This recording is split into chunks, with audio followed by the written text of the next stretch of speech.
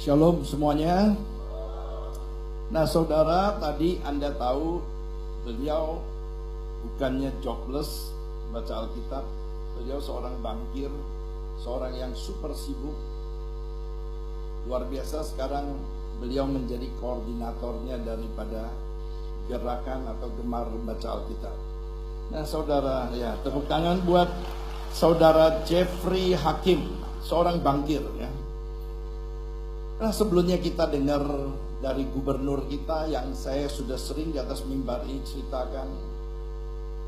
Nah saudara, karena saya profesi seorang dokter, saya lihatnya dari sudut lain. Setiap minggu saya pasti ketemu orang yang sedang menghembuskan nafas terakhir. Pada waktu dia menghembuskan nafas terakhir, Alkitab berkata, surga dan neraka langsung ditentukan. Kalau nama orang yang meninggal itu ada di kitab kehidupan, maka itu surga akan dibuka. Coba tayangkan Wahyu 20 ayat 15. Setiap orang yang tidak ditemukan namanya tertulis di dalam kitab kehidupan, dia masuk ke neraka. Jadi waktu kita percaya Yesus, kita dibaptis, nama kita ada di kitab kehidupan. Tapi kalau kita hidupnya nggak benar, nama kita bisa dicoret. Wahyu 3 ayat 5. Nah saudara, malam ini saudara orang Kristen semuanya, yakinkah saudara itu pasti masuk ke surga? Ternyata Alkitab tulisnya nggak seperti suara ya aminnya ini. Alkitab tulisnya gimana? Wahyu 7 ayat 14. Jalan ke neraka itu lebar, banyak orang Kristen yang masuk. Jalan masuk ke surga sesek dan sempit, sedikit orang Kristen yang masuk. Alkitab bunyinya sedikit orang Kristen yang masuk ke surga. Nah saudara, orang Kristen yang gimana yang masuk ke surga? Matius 7 ayat 21. Orang Kristen yang melakukan kehendak Bapa yang masuk ke surga. Tolong Matius 7. Bukan setiap orang yang berseru kepadaku Tuhan, Tuhan yang akan masuk ke surga, melainkan dia yang melakukan kehendak Bapa. Gimana Anda tahu Anda melakukan kehendak Bapa? Kehendak Bapa cuma adanya di buku Alkitab. Kalau Anda nggak baca, gimana Anda tahu Bapak maunya apa? Nanti Anda dengar kesaksian dari gubernur kita, gimana hidup dia itu dituntun sama Alkitab setiap pagi. Saya paling gampang komunikasi sama Bapak Gubernur itu kalau jam 4.30. Saya tahu beliau pasti udah on, lagi baca Alkitab. Nah saudara yang kasih Tuhan Yesus, hari ini mari kita umat Kristen, pada waktu kita menghembuskan nafas terakhir, itu penentuannya Anda masuk ke surga atau neraka. Duit boleh banyak, tapi kalau masuk ke neraka ngapain? Ujung kekristenan kita mesti yakin Anda masuk ke surga. Alkitab mengatakan yang masuk ke surga yang melakukan kehendak Bapa. Kehendak Bapa cuma ada di sini. Kalau Anda nggak mulai baca, gimana Anda tahu kehendak Bapa? Oleh sebab itu, saya himbau semuanya, baca Alkitab mulai sekarang.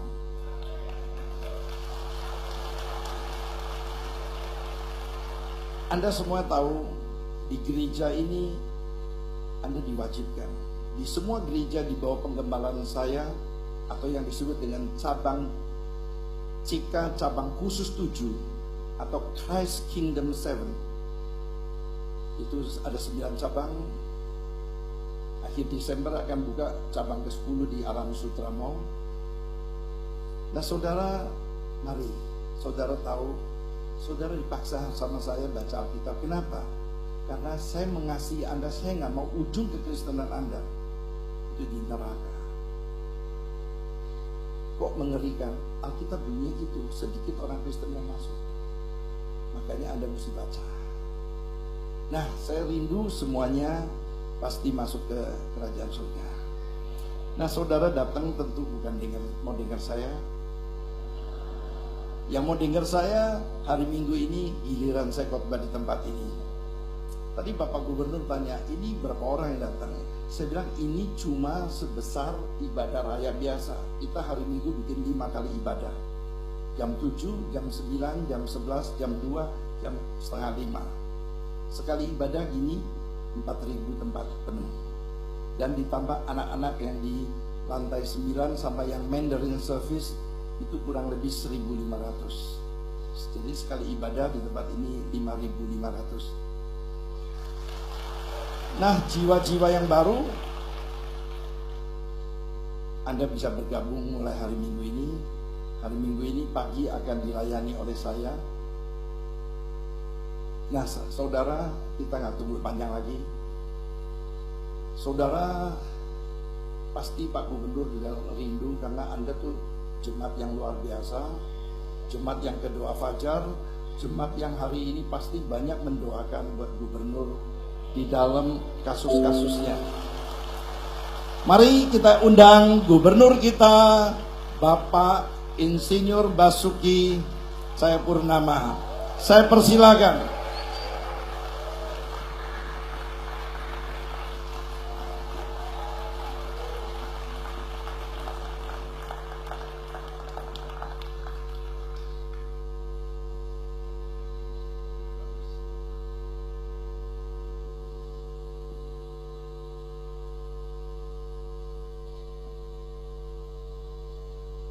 Shalom. Saya diminta kesaksian dari Dr. Yanto. Saya berpikir saya bukan tukang khotbah. Saya sengaja bawa Alkitab saya. Ini 6 tahun terakhir saya mulai mengganti Alkitab saya dengan yang chronological Bible. Jadi kalau saya bawa ke gereja nggak bisa Alkitab ini karena dia loncat-loncat sesuai dengan urutan tahun. Jadi kalau saya ke gereja, saya masih lebih suka bawa Alkitab yang bahasa Indonesia, bukan bawa di iPhone. Walaupun di handphone kita ada Alkitab. Nah, saya waktu itu berpikir bagaimana menjelaskan kepada anak saya tentang pentingnya membaca Alkitab. Akhirnya kesempatan itu datang ketika anak saya sedang menghadapi ujian negara. Lalu saya tanya gini sama anak saya, besok ujian apa? Kalau besok ujian bahasa Indonesia, apakah kamu belajar fisika malam ini? Dia bilang tidak.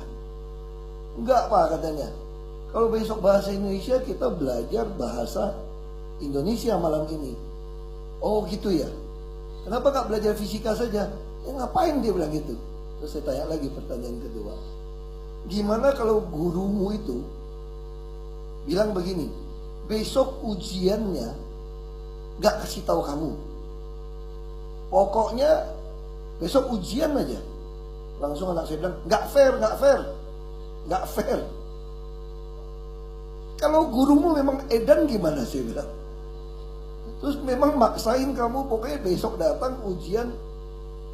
Wah kalau gitu Pak, kita mesti baca semua, mesti belajar semua mata pelajaran yang mungkin yang kita sudah belajar. Nah terus saya bilang, kamu berani nggak tidak belajar? Padahal sudah hafal tuh. Besok kan ujian bahasa Indonesia, berani nggak belajar? Enggak Pak, bisa nggak lulus katanya. Terus saya boleh masuk ke Alkitab. Saya bilang kita hidup ini tiap kali kita bangun pagi itu sama seperti kamu teriak gurunya tidak fair. Banyak orang dalam hidup ini berteriak, hidup ini tidak adil buat saya, tidak fair buat saya. Kenapa?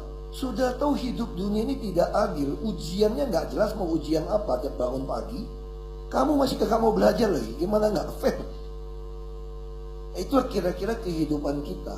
Kita setiap kali bangun pagi seperti anak yang menghadapi ujian negara. Kita tidak tahu, ini lebih parah daripada sekolah. Kalau sekolah 4 mata kuliah, 4 mata pelajaran kita masih ingat. Matematik, bahasa Inggris, bahasa Indonesia gitu ya. Fisika kita ingat. 4, paling belajar 4. Tapi kalau dalam hidup ini, kita nggak pernah tahu pagi ini akan menghadapi orang ngapain kita. Kita nggak tahu akan muncul masalahnya apa. Nah, untuk menghadapi ujian hidup seperti itu, Anda berani sekali tidak belajar. Nah, karena itu kita butuh setiap hari. Saya tidak tahu, ada orang suka mengatakan baca kitab malam hari. Saya agak penganut sistem agak kolot gitu ya. Kalau malam tuh udah ngantuk.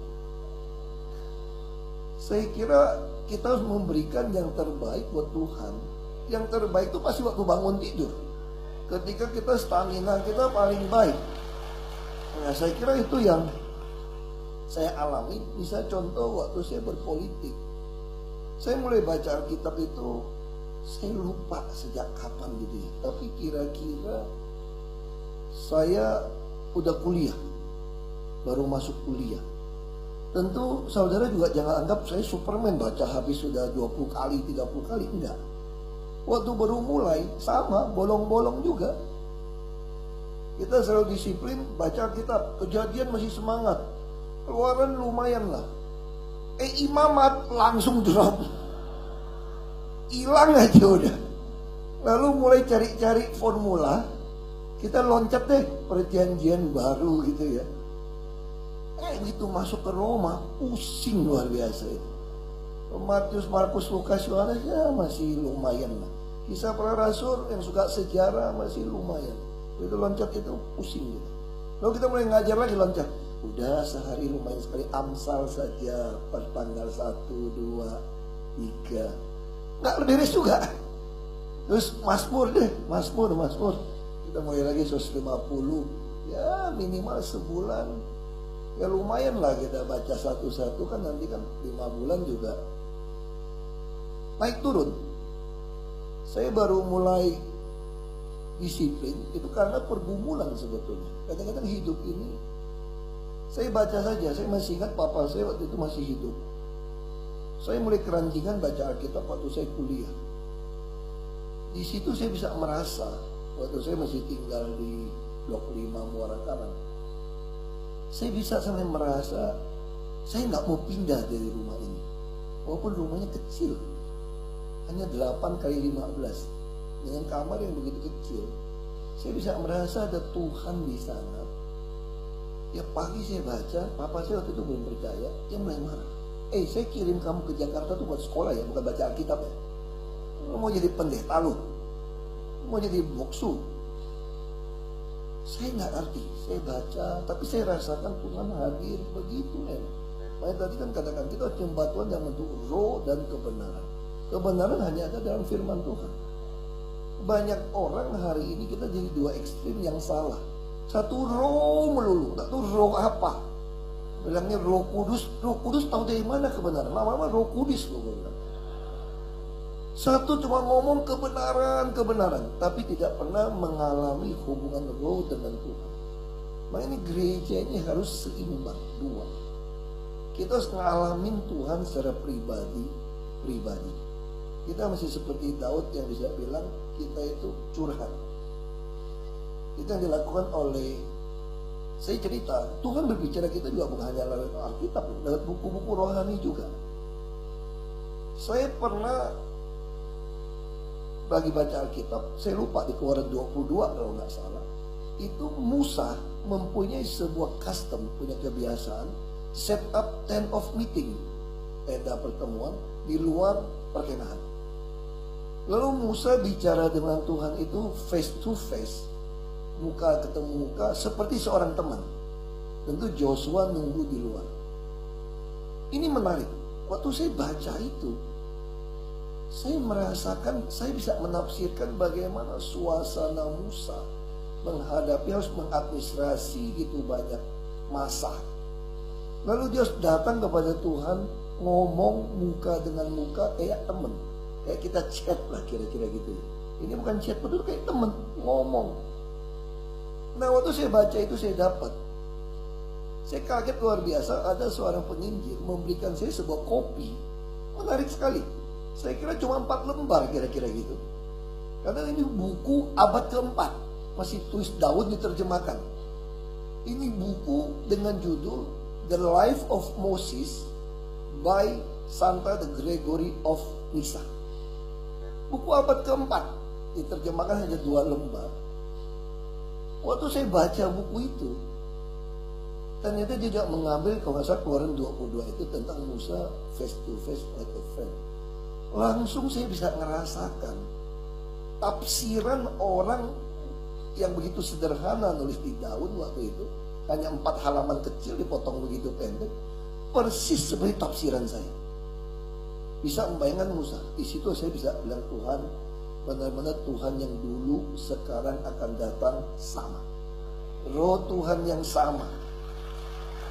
Jadi Anda mau hidup berapa ribu tahun yang lalu pun, dengan Anda sekarang ketika Anda baca firman Tuhan dengan roh kebenaran yang sama, Anda akan dapatkan tafsiran yang sama. Nah, sama seperti misalnya orang tanya kepada saya, bagaimana Anda berpolitik? Kenapa Anda tidak mau membagi-bagi sembako atau membuat baksos penyembuhan, kesehatan? Saya sampaikan, gak ada guna itu. Dari mana saya bisa tahu itu? Saya waktu merenungkan itu, firman Tuhan yang pernah saya baca. Saya baca, itu Roh Kudus tidak menciptakan firman baru. Kalau ada yang mana Roh Kudus kasih firman yang baru, sesat saya katakan. Ini semua ada di sini. Makanya di sini di ujung Wahyu katakan siapa yang nambah, siapa kurang, itu terkutuk. Ini sangat jelas firman Tuhan. Nah, ini kayak komputer. Saya juga cerita teman yang ngerti komputer. Kalau Anda tidak memasukkan file atau dalam iCloud Anda bisa panggil keluar nggak file itu? Nggak bisa. Fungsi Roh Kudus adalah mengingatkan, mengajarkan kita apa yang pernah kita dengar, apa kita baca. Bagaimana Anda bisa diingatkan Roh Kudus bicara sama Anda, kalau Anda nggak punya file firman Tuhan kebenaran? Hanya roh, makanya Tuhan juga katakan harus menguji roh itu. Bagaimana kita menguji roh itu? Dari firman. Nah, bagaimana memulainya? Saya juga memulainya sangat sederhana sebetulnya. Dulu saya suka membaca renungan harian terus loncat ke All Daily Bread. Kenapa saya butuh baca itu? Karena saya ingin ada penuntun. Makanya dengan ada gerakan baca Alkitab ini baik sekali, ada penuntun. Karena kita nggak ngerti, masih ada teman. Nah, itu ada penuntun. Sehingga kita mulai bisa merasakan yang kita tafsirkan. Istilahnya dalam bahasa Rhema. Firman Tuhan kita baca itu yang keluar berbicara sama kita, itu namanya Rhema. Rhema yang keluar pada kita itu benar apa enggak? Nah, kalau kita ada penuntun, saya waktu dulu pertama kali baca, saya merasakan begini. Oh, saya dapatnya dari firman yang saya baca. Lalu saya baca penjelasan di renungan harian atau di All Daily Bread. Kadang-kadang dapatnya A, kadang-kadang dia B. Kenapa? Karena ini pengalaman rohani dari si penulis. Jadi kalau saudara cuma baca ceritanya nggak boleh. Anda harus temukan rhema untuk Anda sendiri. Itu hanya mencocokkan. Jadi lama-lama makin naik tingkat, Anda nggak mau baca lagi itu penuntun-penuntun dia begitu. Karena itu tafsiran orang. Tapi Anda akan mulai menafsirkan sendiri rhema berbicara kepada Anda itu apa. Nah, bisa contoh saya sampaikan waktu saya berpolitik itu. Kenapa saya tidak mau melakukan baksos segala macam? Karena Tuhan Yesus saja gagal melakukan baksos itu. Nih, coba pikir matang-matang gitu ya. Tuhan Yesus itu kalah Dr. Yanto. Orang mati bisa hidup, Dr. Yanto malah orang mati lewat aja kira-kira gitu. Ini fair ini. Kita bisa bayangin kalau ada politikus lagi kampanye bawa Tuhan Yesus, pengobatan gratis, orang mati disembuhkan, kira-kira ditusuk gak tuh partai kira-kira? Dipilih loh. Lalu bagi sembako, orang bagi sembako berteriak-teriak, Tuhan Yesus mah gak usah. 5 roti 2 ikan aja sisa 12 bakul kok. Bawanya enak gitu loh. Jadi bisa bayangin gak kalau kita ke daerah miskin, coba bawa 5 roti 2 ikan, lalu semua orang makan kenyang, lalu bawa pulang, sisa lagi kumpulin 12 keranjang. Oh, menang itu. Tapi ternyata Yesus kalah loh voting. Habis kasih itu semua, masih ingat kan di hadapan Pilatus bilang begini, aku punya satu kebiasaan ya, di menjelang Paskah ini ada satu orang penjahat dibebaskan. Ini ada Yesus, gak ada salahnya. Malahan ini kampanye curang ini. Masa tenang tinggal pemilihan masih kampanye tuh si Pilatus. Dan Pilatus juga kampanye hitam loh. Dia bilang ini Yesus gak ada salahnya baik. Itu si Barabas penjahat, pembunuh, perampok. Nah siapa yang mau kalian saya bebaskan? Kalau logika kita, yang udah kasih makan kenyang tadi milik siapa? Milik Yesus dong. Udah kasih makan, penyembuhan. Terus ada kampanye lagi dari Pilatus. Bahwa ini orang gak benar, ini yang benar, gak ada salah. Kalah voting Yesus. Kalah voting. Putaran kedua nih, head to head ini. Saya mau cerita ini kenapa? Itulah ajaibnya Tuhan kita. Saudara bergumul apa dalam hidup saudara, maka firman Tuhan ini jadi apa? Nah saya temukan juga satu menarik. Saudara mungkin sering dengar nama Martin Luther King Jr. Aktivis di Amerika tahun 67. Dia memberikan sebuah khotbah yang sangat menarik. Saya kira kita sudah sering dengar kalau pendeta khotbah. Ini pendeta bukan politik, tafsirannya beda. Saya kira semua tahu cerita tentang ada orang Samaria yang baik hati. Orang turun dari Yerusalem ke Yeriko. Lalu ada orang Yahudi ini dirampok, digebukin. Ini cerita sesama manusia. Kalau pendeta ceritanya apa? Kita mesti nolong orang sama manusia. Kalau si Martin Luther King Jr. remanya beda deh. Kalau pendeta kan cerita tentang mesti nolong orang kan, nggak usah lihat suku, nggak usah bangsa kan. Si Martin Luther King Jr. beda, itu khotbah tahun 67. Makanya saya temukan buku-buku itu, buku rohani juga baik untuk Anda baca. Karena pengalaman orang juga akan membuat Anda mulai belajar, dia dapatnya apa sih remanya. Martin Luther King Jr. khotbah tentang orang Samaria baik hati itu total beda sama di gereja khotbahnya. Saya belum pernah dengar khotbah kayak gitu. Dia bilang tahu nggak? Apa yang dilakukan oleh si orang Samaria itulah namanya keadilan. Bukan keadilan, itu bantuan katanya. Karena waktu ketemu orang itu dibawa ke hotel, ditinggalin 2 keping bantuan. Saudara percaya nggak? Waktu orang Samaria itu pergi ngangkut yang digebukin tadi, ada lina yang digebukin di belakang. Ada lagi, orang jalannya nggak aman kok. Siapa lewat situ masih digebukin, dirampok. Nah yang dilakukan dari orang Samaria itu cuma bagian dari bantuan. Ketemu, nasib lu ketemu gua bantu lu deh. Kalau kagak ketemu, modal lu balik ke akhirat lu. Kira-kira gitu kan. Nah lalu si Martin bilang gini, apa yang dilakukan oleh orang Samaria itu namanya bantuan sosial. Tetapi ketika dia menjamin dari Yerusalem turun ke Yeriko, tidak ada yang dirampok dan tidak ada yang digebukin, itulah keadilan sosial. Jadi situ beda keadilan dan bantuan. Makanya saudara masih ingat sila kelima apa? Bantuan sosial bagi seluruh Indonesia? Bukan. Keadilan sosial bagi seluruh rakyat Indonesia. Lalu bagaimana saya bisa temukan? Saudara bukan hanya baca Alkitab, saudara juga mesti merenungkan, saudara mesti duduk, curhat. Misalnya saya bisa temukan bagaimana hubungan Pancasila. Bagaimana saya bisa bertanya, kok hebat ya Bung Karno ya? Bisa ciptakan Pancasila ya. Pancasila ini gak ada beda loh dengan waktu Yesus ditanya dari 10 hukum Taurat, mana yang terutama, terpenting dan yang terutama gitu ya. Kalau dibilang apa? Ditanya adalah kasih Tuhan Allahmu, hatimu, jiwamu, akar kekuatanmu, akar budimu. Dan kedua sama dengan itu kasih sesamamu manusia seperti dirimu sendiri. Pada kedua hukumnya tergantung seluruh hukum Taurat dan kitab Nabi. Pancasila ketuhanan yang Maha Esa cocok nggak? Sesama manusia itu apa? Keadilan sosial. Dan Tuhan kasih saya hikmat. Islam juga sih bisa ngomong hablum min Allah, hablum minanas. Jadi hubungan dengan Tuhan, hubungan dengan sesama. Jadi sebenarnya Pancasila tidak bertentangan dengan prinsip kebenaran firman Tuhan. Nah ini semua bisa dapat dari mana? Pergumulan. Karena saya orang politik, bergumul orang politik, rema yang keluar, ya jadi politik. Kita bisa baca firman yang sama, bankir keluarnya beda kali, saya nggak tahu. Nanti yang dokter mungkin keluarnya beda. Tapi inilah firman Tuhan kita yang hidup. Karena Yesus itu ya firman yang menjadi daging. Jadi kalau kita baca firman Tuhan, kita rasakan. Nah, saya pun juga punya kebiasaan begini.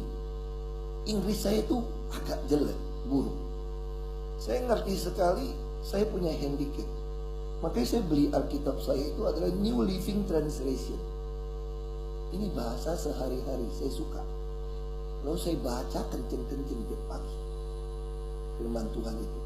Jadi bayangin kalau suruh baca berjam-jam, saya udah biasa. Tapi tiap pagi saya latihan baca.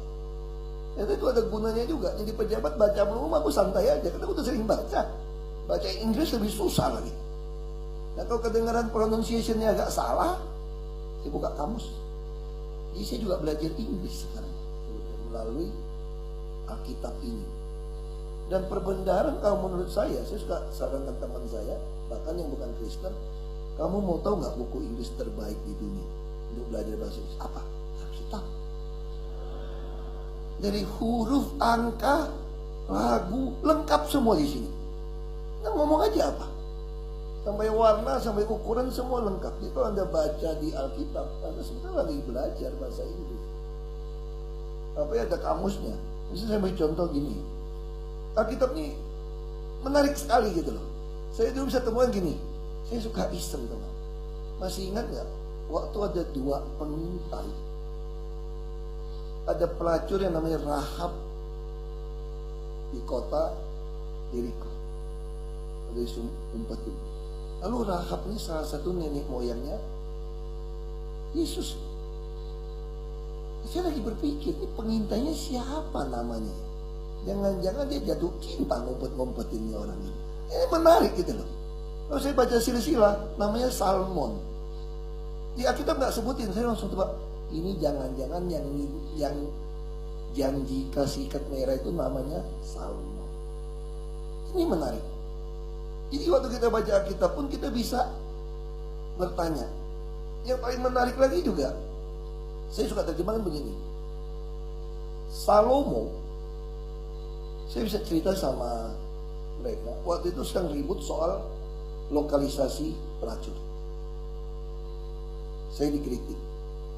Seolah-olah pelacur harus dihabisin, ini jahat macam-macam. Lalu saya berbicara dengan kelompok Muslim, yang Kristen. Saya bilang, Sulaiman itu nabi bukan?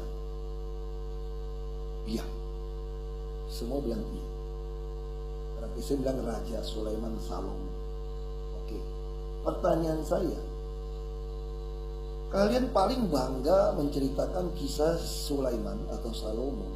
Dia begitu bijak, bisa membedakan mana mamanya si bayi dengan cara mau belah. Semua orang kenal.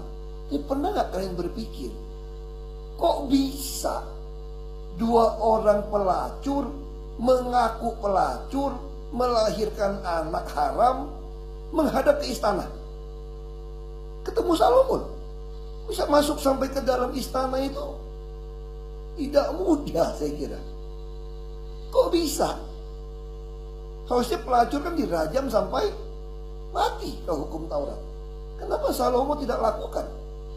Kalian cuma menceritakan kebanggaan membelah, membuktikan itu. Lalu saya masuk.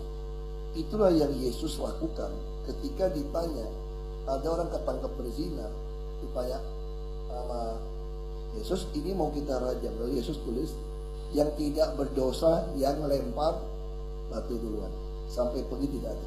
Nah hikmat-hikmat ini bisa kita dapatkan dari baca Alkitab. Karena saya politisi, ini jadi rema buat saya. Saya tidak tahu remanya saudara apa. Mungkin saudara baca yang berbeda dapat berbeda. Lalu misalnya contoh soal pertanian. Saya mengatakan sistem pertanian kita salah. Harusnya kita tidak membagikan sawah kepada rakyat atau ladang kepada rakyat. Tapi rakyat dikasih kerja. Nanti pembagiannya 80% hasilnya buat yang garap, pemerintah 20% saja. Saya dapat dari mana? Ini hikmatnya Yusuf di Mesir. 1/5 bagian untuk ini Firaun, tanah punya siapa? Firaun. Dia menyediakan benih, bibit, pupuk lah kira-kira gitu. Hari ini kita tidak lakukan. Itu juga hikmat dari Tuhan. Contoh sangat sederhana. Bisa contoh juga soal mau bicara topik keluarga gitu ya. Oh, saya bisa bergumul. Waktu saya baca, saya pengen bayangin, sama seperti Musa. Bayangin waktu zaman itu Tuhan seperti apa ya. Bisa contoh, pendeta suka sekali berkhotbah kasus Batseba. Yang genit pasti Batseba. Daud kagak salah, betul nggak? Pasti gitu tuh. Pasti itu. Padahal yang ngintip dulu juga Daud, enak aja. Nyalain si Batseba. Betul kan? Seolah-olah Batseba itu perempuan yang nakal, yang menggoda Daud. Padahal Daud yang maksa dia naik kok. Lalu hamil. Lalu semua memuji-muji Uria suaminya, yang begitu hebat. Saya bilang itu suami nggak hebat kalau saya gitu. Pendeta salah khotbah. Wah, marah pendeta sama saya. Salah. Ini repot pendeta. Jadi dokter itu hati-hati loh. Makin jemaatnya baca Alkitab, nanti makin kacau tuh khotbah. Bisa protes tuh semua. Kalau ada salah khotbah masalah tuh. Jadi pendeta juga harus terus, bukan cuma menyiapkan. Ini saya akan cerita persoalan firman Tuhan ini. Jadi coba bayangin, itu rumah Panglima Uria sama istana itu kelihatan. Gak mungkin jauh, pasti deket. Pasti semua panglima tinggalnya dekat, sama bisa lihat orang mandi kok. Pertanyaan saya, kok Uria kurang ajar banget kagak mau pulang? Kalau berapa bulan perang, rumah gitu dekat, masa sih nggak say hi, hello, atau peluk istrimu sebentar pulang? Uria nggak mau pulang. Alasannya apa? Saya nggak pantas tidur sama istri saya kan teman saya lagi perang. Wah, top. Ternyata cuma sampai di situ ngomongnya. Betul lah? Wah, nggak enak dong. Masa saya tidur sama istri saya, teman saya lagi mau mati nih. Wah, itu top. Pas diajak makan-makan, pesta-pesta, dia makan, kurang ajar nggak dia? Dia nggak pernah bilang, sorry raja, saya nggak pantas makan yang enak pesta-pesta, karena teman saya itu lagi nggak makan di medan perang. Oh, itu makan oke. Saya langsung hubungin nonton film-film klasik ya. Pesta-pesta itu ada cewek gadis-gadis muda. Bisa saja begitu gitu loh. Lalu Batseba dia bilang nggak benar. Siapa bilang dia cewek nggak benar? Kalau dia nggak benar, sudah Tuhan tidak berkatin dia sampai tua. Kalau baca Alkitab dengan baik-baik, Daud yang punya istri gitu banyak, punya serir gitu banyak, gadis-gadis tak terbilang banyaknya, dia meninggal tuh hanya si Batseba. Memang ada Abisak yang perempuan tuh bikin dia hangat. Itu kita bisa berdebat lagi. Ada berapa istri yang setuju kalau tua suami mau tua, udah kedinginan kasih gadis cantik gitu loh. Wah, jadi Alkitab ini maksud saya sengaja cerita ini menggambarkan betapa banyak hal kita tidak mengerti. Tapi begitu menarik. Anda akan keranjingan membaca Alkitab. Pasti akan keranjingan. Kemanapun berat Anda akan bawa. Baju bisa dibeli, coretan kita nggak bisa. Pasti Anda akan senang. Dari mana saya tahu Daud bisa ngomong seperti itu? Itu tulisan Kidung Agungnya Salomo. Dia tulis, permaisuri ada berapa, selir, berapa puluh, gadis-gadis tak terbilang banyaknya. Tapi cintaku hanya kepadamu seorang. Apakah Salomo cinta pada seorang? Enggak, Salomo kawin melulu. Sampai jatuh dalam dosa toh. Itu dia menggambarkan cinta Daud papanya kepada mamanya. Siapa bilang Batseba itu perempuan gak benar? Kalau perempuan gak benar, si Daud udah gak usah mikirin, suruh Uria pulang. Kasih aja perwira ganteng-ganteng tungguin di rumah. Kejadian deh.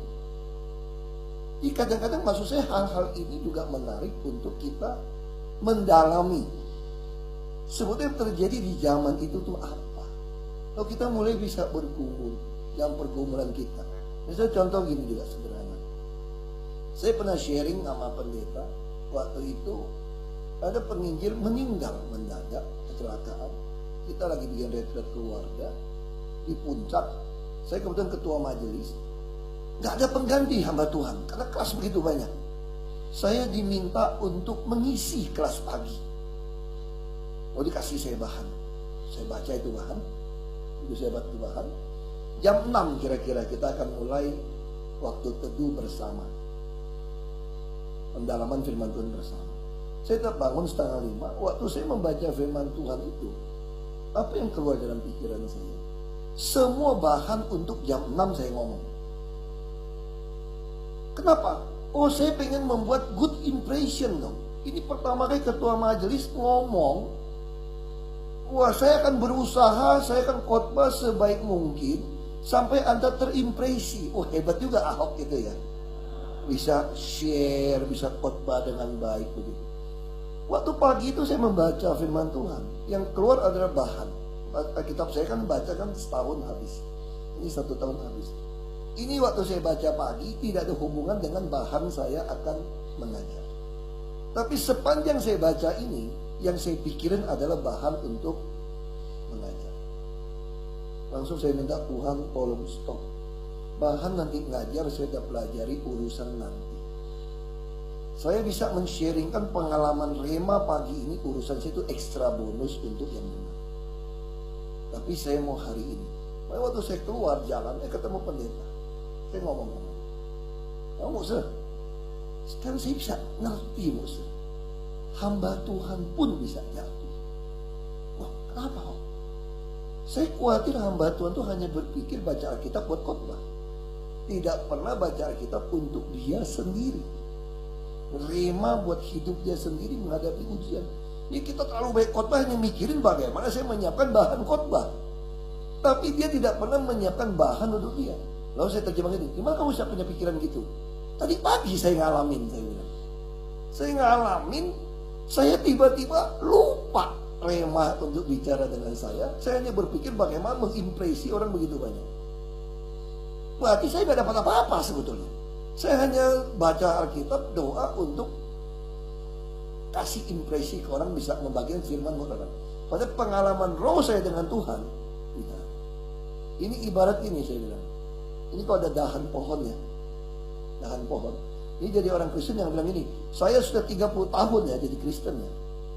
Kamu jangan ganggu-ganggu saya. Apalagi kalau jadi Matius sudah tua kan agak sombong gitu ya gak? Saya sudah 40 tahun loh di gereja loh. Kamu ini baru nongol udah belagu banget gitu kan. Sekarang saya tanya, dahan pohon yang umur 30 tahun, kalau patah tidak nempel ke pokok pohon, sama nggak kering dan mati? Dengan pohon yang 1 tahun, sama saja. Jadi tidak peduli Anda di gereja udah 30 tahun, 40 tahun, atau 1 tahun, atau 6 bulan. Kalau Anda nggak tempel ke pokok pohon yang betul, Anda pasti kering dan mati. Ini kuncinya. Jadi sama kayak firman Tuhan. Kayak tadi saya kasih perumpamaan ujian, ini adalah air hidup, sumber kehidupan kita. Kalau Anda tidak membaca ini, bicara dengan Tuhan hati ke hati, baca aja bisa jatuh kok. Baca bisa jatuh, apalagi tidak. Hanya bedanya kita jatuh tidak tergeletak. Ada roh yang terus ingatkan kita untuk balik. Jadi orang yang suci itu bukan orang plus-plus, enggak plus minus, tapi plus minus grafiknya menuju ke atas. Ini saya kasih contoh yang sederhana. Misalnya contoh saya baca Alkitab ini. Ini sederhana banget sebetulnya. Saya ambil contoh lah, yang 25 Juli. Ini orang bilang saya lagi tegang-tegangin 25 Juli ini. Dan saya ulang. Saya suka Alkitab saya tandai. Kalau saya keluar kota saya tulis tanggal sekian saya lagi di mana baca. Kalau saya nggak tulis pasti di Jakarta. Kalau yang saya tulis ada di luar kota. Nah, kenapa saya suka tandai? Karena biasanya satu Alkitab itu saya baca 5 kali, 6 kali baru ganti Alkitab. 5-6 kali baru saya ganti, udah agak penuh. Nah, biasanya saya ketemu lagi, oh tahun lalu dapatnya beda loh. Kita bisa tahu tahun lalu pergumulan kita beda. Bisa contoh gini ya. Saya lagi bergumul. Waktu itu banyak saya bergumul soal independen atau partai. Sekarang Rema saya orang politik. Ya, mohon maaf Bapak Ibu. Rema saya orang politik. Kan saya bergumul politik ini kan. Ya keluar di politik. Mungkin kalau saudara yang baca beda. Misalnya Yesaya 49 ayat 1 sampai 7. The Lord Servant Commission. Nah, saudara biasa-biasa aja. Kalau saya beda. Saya mulai ragu nih. Apa benar gue mesti masuk politik ya? Tuhan bisa kasih tahu gini. The Lord called me before my birth. From within the womb, He called me by name. He said to me, you are my servant Israel, and you will bring me glory. Ini janji Tuhan. Saya sudah dipanggil Tuhan tuh sejak saya di dalam kandungan ibu saya. Kenapa saya masih takut? Lalu kadang-kadang khotbah di gereja menarik juga. Ya kita harus datang ke gereja atau enggak? Ya kadang-kadang mohon maaf ya. Kadang-kadang pendeta tuh membosankan juga khotbah kadang-kadang. Ada juga yang membosankan. Ada juga yang membosankan gitu ya. Mungkin saudara-saudaranya lari ke sini tuh pasti gereja yang lama tuh agak bosen, ngantuk. Kita harus akui gitu loh. Tapi bagi saya nggak pindah gereja. Saya betul-betul yakin dari lagu hymn, lagi lagu khotbah atau bacaan, saya bisa dapat sesuatu. Lagi kau baca, saya dapat sesuatu, saya senang. Misalnya contoh, waktu dia ngomong begini, pendeta ngomong begini, kamu tahu nggak, Daud, kenapa doa Bapa kami 23 lah, Mazmur 23, semua orang tahu. Daud bilang gitu nggak? Dia pengen diam di dalam rumah Tuhan. Jadi jangan bayangin sekarang, dulu waktu Daud nulis itu, emang Daud ada gereja, ada bait Allah? Belum ada loh. Bait Allah itu baru ceritanya kemudian setelah Daud. Kenapa? Apa ini maksud dari si Daud? Dia diam di rumah Tuhan. Ini masih ingat gak ceritanya pendeta cerita? Kita tangkap. Ya kita baca-baca ini. Waktu kita duduk ke gereja, jangan main handphone lah di gereja, Anda nggak konsentrasi gitu loh. Kalau saya ke gereja, handphone saya taruh di mobil, saya nggak usah bunyi. Saya pengen waktu sama Tuhan duduk baik-baik untuk ngomong. Nanti itu semua disambungin. Misal contoh gini, kenapa Daud bilang masih diam di dalam rumah Tuhan? Masih ingat gak ketika Lot waktu itu ada tamunya yang malaikat mau diperkosa, kurang aja gak tuh?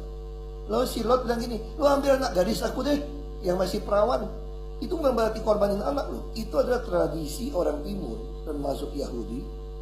Kau jadi tuan rumah, Tuhan begitu luar biasa. Ini pendeta ngomong, saya tangkap aja. Tuhan begitu luar biasa memberikan tradisi. Bukan mau korbanin anak.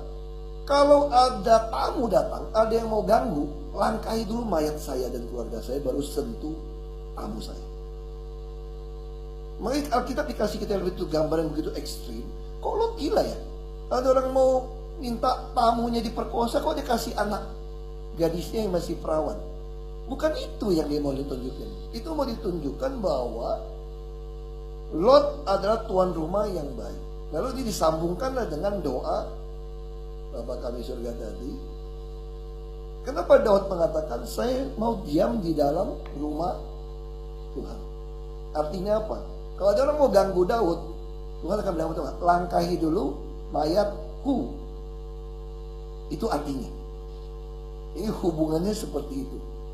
Nah, saya katakan kalau kerja baca Alkitab, terlalu sering baca Alkitab, udah dengan khotbah-khotbah itu, walaupun membosankan pun, Anda bisa nyambung gitu loh. Dapat. Tuh jadi, Anda mulai ngerti, oh iya ya. Dulu waktu saya baca, saya nggak ngerti. Ini si Lot gila banget, anak gadis masih perawan dikorbanin. Kita juga nggak ngerti tentang Daud itu mau diam di rumah Tuhan. Kita pikir berlindung di rumah Tuhan. Enggak, bukan gedung. Itu tradisi berbicara. Kalau kita diam dalam rumah Tuhan, berarti Tuhan adalah tuan rumah kita. Siapapun masuk, mau ganggu kita, hadapin dulu saya. Mungkin nggak langkahin mayat Tuhan. Ya cerita. Makanya Daud bisa merasa gitu aman. Nah, ini contoh bagaimana kita bergumul dengan firman Tuhan. Saya lagi memprovokasi saudara untuk suka baca firman Tuhan. Pasti menarik banget. Saya kasih contoh, itu banyak yang menarik. Dan bisa contoh, ini baru kejadian 25 Juli. Ini saya baru baca. Alkitab ini saya beli tahun 2012. Alkitab ini 2012. Kenapa saya beli 2012? Kebetulan saya ke Singapura. Alkitab kronologikal saya itu masih ada yang itu kemarin. Saya baru baca 1-2 tahun sampai di Singapura. Ini belinya di SKS, Serve King Servant. Itu kayak di gudang-gudang gitu. Saya lupa istilah apa. Masih diantar teman. Itu spesial semua buku Alkitab. Nah saya takut nggak sempat, saya beli dulu. Saya taruh. Nah, ini baru saya mulai baca. Saya tutup itu. Ini saya mulai bacanya itu. Ini baru sekali habis 2015. Ini saya udah setengah jalan lagi. Ini berarti baru coretan kedua. Jadi kalau lihat kode saya itu baru ada di tulisan 15 berarti tahun 2015. Nah ketika masuk ke 25 Juli, kita lagi bergumul tentang mau masuk ke mana? Ke politik. Aduh habis deh, saya habis deh. Suruh pindah ke parpol ini macam-macam. Terus saya bisa dapat ini. Ini ayat ke-5 tadi. The Lord has honored me and my God has given me strength. He says, you bawahnya lagi, saya katakan saya loncat. Karena rema itu tidak semua yang muncul itu yang saya garisin. Saya loncat lagi, ayat ke-6b. I will make you a light to the Gentiles. Ini untuk orang kafir. And you will bring my salvation to the ends of the earth. The Lord, the Redeemer, the Holy One of Israel, says to the one who is despised and rejected by the nation, to the one who is the servant of ruler. Kings will stand at attention when you pass by. Princes will also bow low because of the Lord, the faithful one, the Holy One of Israel, who has chosen you. Ini memperkuat yang saya dapat tahun lalu. Jadi kita masuk ke politik, kalau saya katakan Tuhan pilih, susun. Nah yang menarik ketika kita menghadapi sidang, menjadi saksi di sidang ini. Oh ini jadi saksi di sidang. Di pagi itu 25 Juli tahun ini, aku jadi saksi di sidangnya Arisman.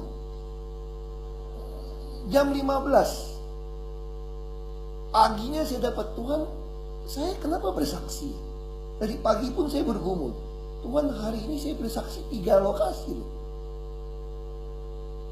Walaupun saksi Kristen nama Cien-Cin bahasa Mandarinnya. Kalau saksi di pengadilan itu Kung-Cin, itu ada beda. Ini untuk bahasa Indonesia sama.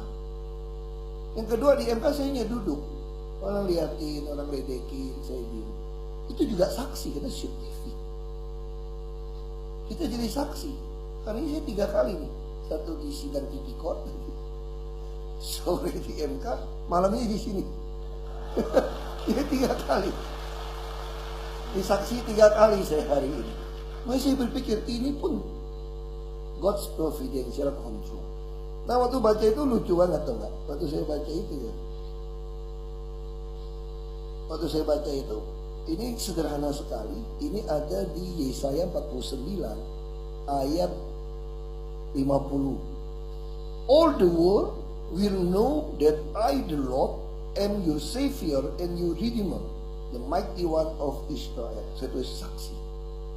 Makanya saya mulai ngerti. Untuk apa saya bersaksi? Supaya orang tahu. Orang bisa lihat, kok ada politisi gitu. Orang kan tahu dia ada Tuhan yang beda. Nah ini, ya sederhana ini sebetulnya. Cuma karena saya lagi bergumul untuk itu, saya baca. Tapi jangan, saudara jangan main comot-comot. Buka itu. Pas buka lagi Yudas gantung diri, mati loh. Jadi bukan begitu loh. Ya jadi jangan main comot-comot pas lagi buka Lukas gantung diri gimana? Apakah proses kita lu gantung diri? Bukan. Jadi ini sama kita baca rutin, dengerin khotbah macam-macam.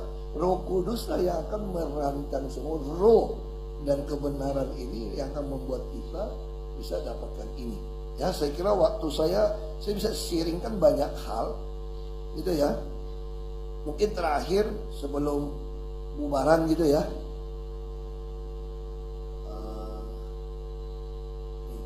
Terus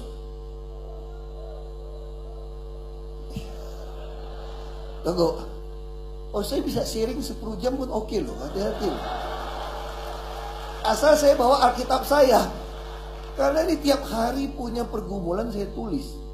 Misal contoh, di 26 Juli waktu saya baca, kan udah lewat saksi itu 25. Wah orang bilang, Bapak bagus tuh, jawabnya bagus. Saya bikin, pasti ada Tuhan. Saya masih ragu. Pas waktu pagi 26 saya baca, dijawab tuh di Yesaya 52 ayat 13. See, lihat, my servant will prosper, he will be highly exalted. Ini dijawab. Jadi langsung saya ngerti. Oh kayak gitu saya ngerti. Jadi saya beri contoh lagi gitu ya.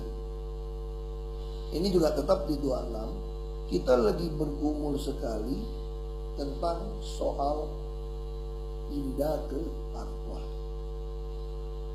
Yang diminta, wah saya pengen ngapain pindah? Apapun top ini. Kita pikir gitu. Saya belum nggak bisa. Kita nggak bisa melampaui orang lain. Kita ini servant. Lalu saya dapatnya apa? Saya habis saya, malu nih Tuhan. Lalu Tuhan bilang begini, fear not, jangan takut, you will no longer live in shame. Aku ini shameful, enggak, you will live no longer in shame. Don't be afraid, there is no more disgrace for you. Ini janji Tuhan. Langsung dia tulis, thank you Lord, amin. Saya tulis. Saya betul-betul saya tulis. Thank you Lord, amin. Saya garis, Alkitab saya itu digaris-garis aneh-aneh kayak begini juga. Saya suka pakai pensil warna. Lalu yang menarik lagi nih, waktu saya dipanggil BPK juga tahun 2015, saya ketemu lagi. 2016 saya ketemunya nih. Kan udah pernah baca tahun lalu. Saya baca, saya senyum-senyum sendiri. Ya kitab saya kalau dilihat orang bahaya nih, banyak tulis yang dia ngomongnya begini. Ini ada di Yesaya 54 1-17. But in that coming day, no weapon turned against you will succeed. Apalagi kan dituduh macam-macam. You will silence every voice raised up to accuse you. Kalau saya tulis BPK dan lain-lain, DPRD rasis, saya tulis itu. Dia nuduh saya melulu kan. Saya tulis itu.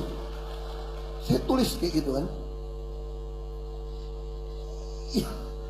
Ini pengalaman pribadi, belum tentu saudara mesti ikut. Ini orang politik ini.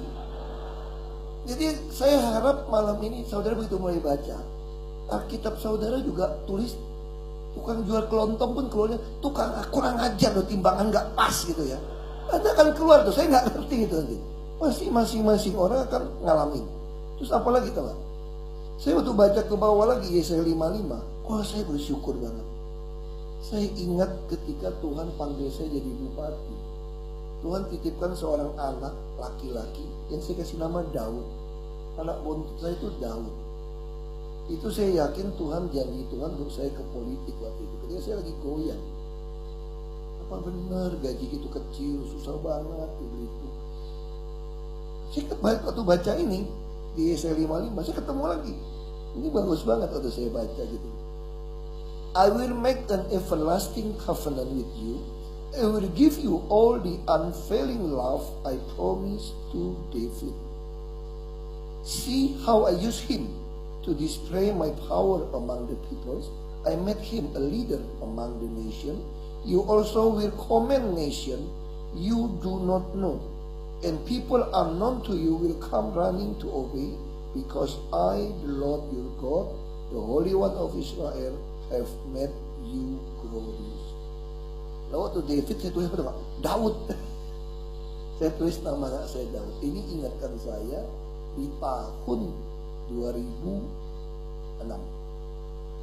Ketika saya sedang bergumul, posisi saya bupati harus berhenti.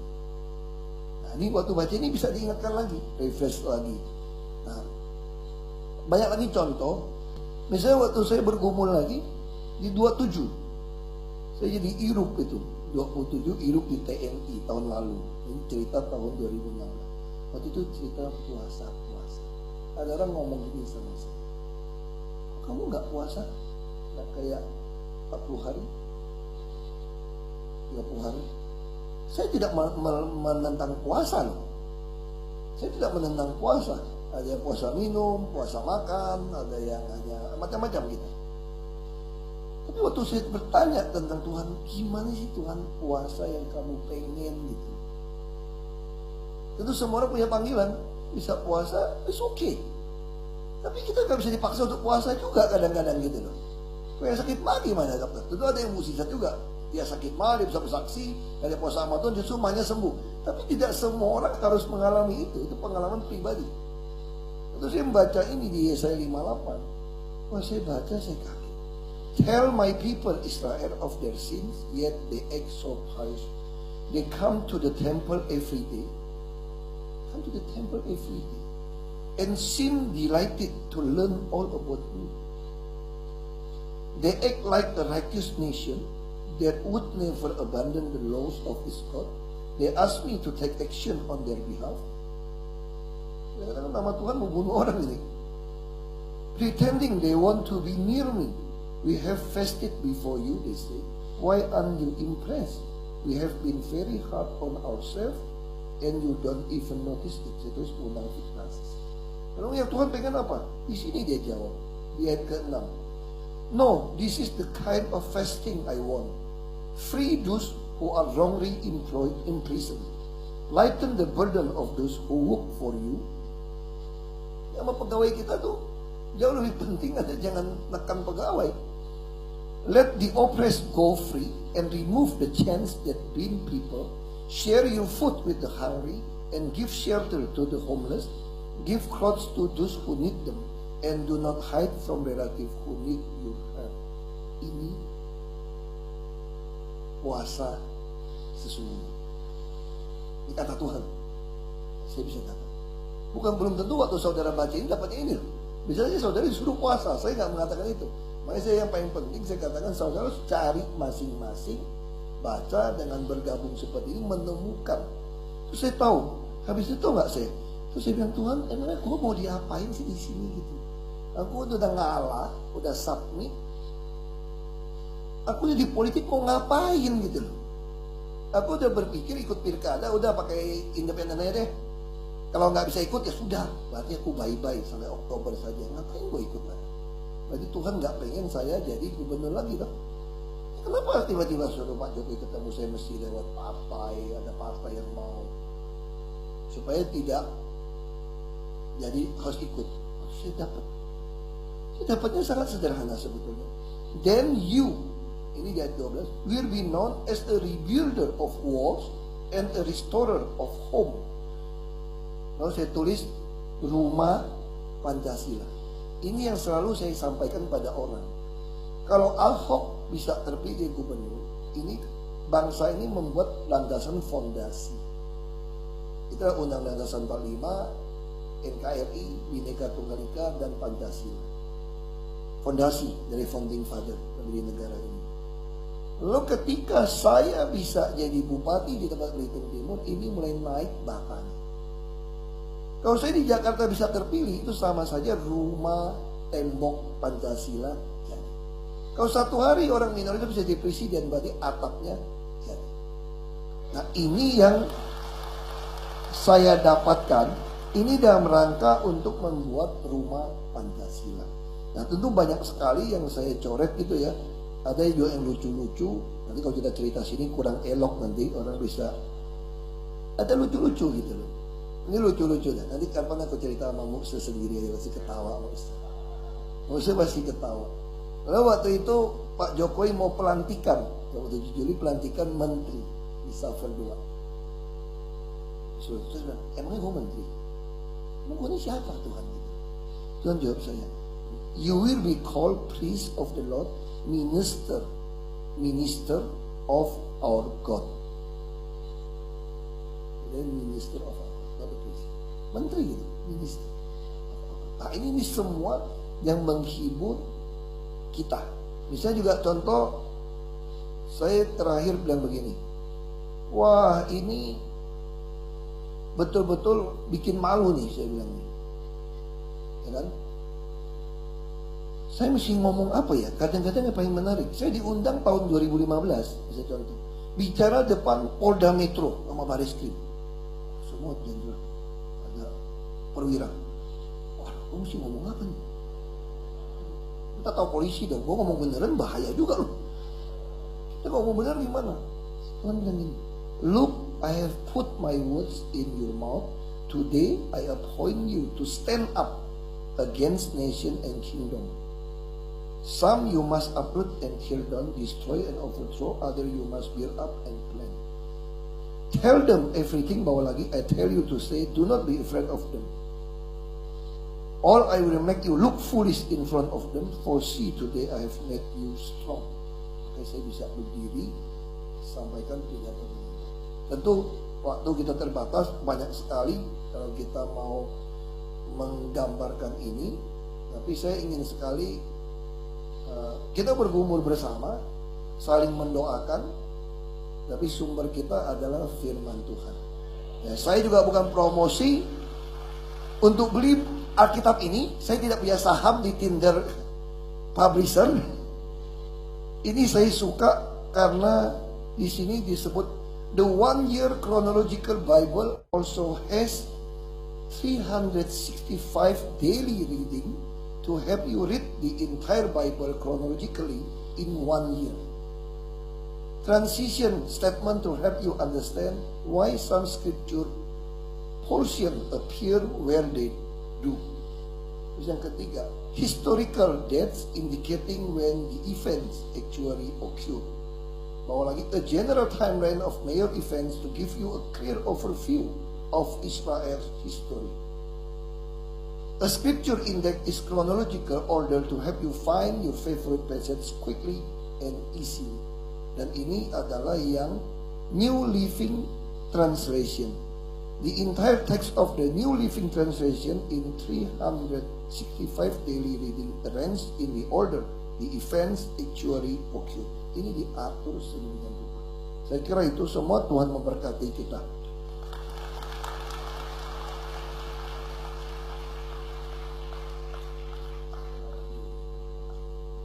Saudara semuanya diberkati.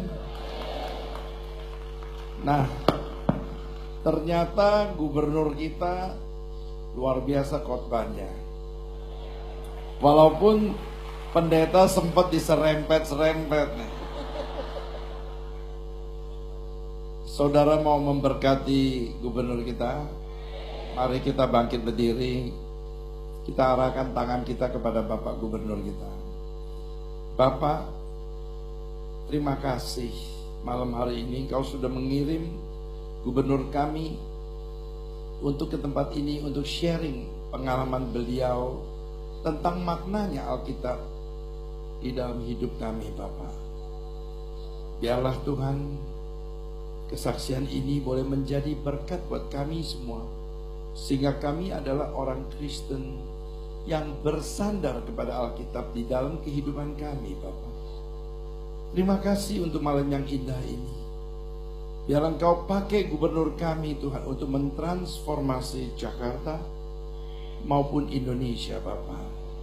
Roh hikmat Kau turunkan kepada Bapak Gubernur, Tuhan, di dalam menjalankan tugas sehari-hari. Berikan dia roh hikmat mengatasi Jakarta bebas kebanjiran, bebas kemacetan, maupun bebas korupsi, Bapak. Pakailah gubernur kami ini, Tuhan, anak-Mu yang sudah Kau pilih untuk melebarkan kerajaan-Mu di atas bumi ini. Biarlah Tuhan, bangsa Jakarta boleh menikmati kekayaan kota Jakarta kembali karena para koruptor dibersihkan, Bapak. Kau lindungi gubernur kami, keluarga besarnya Kau lindungi, Bapak.